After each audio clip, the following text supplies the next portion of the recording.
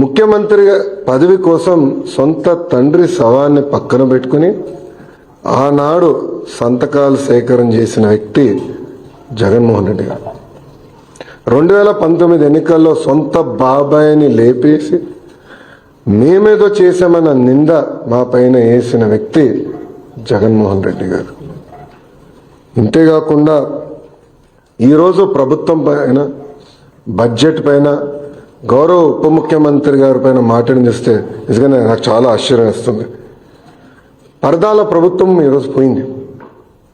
అదేవిధంగా బూతులు తిట్టే శాసనసభ్యులు కూడా పోయారు.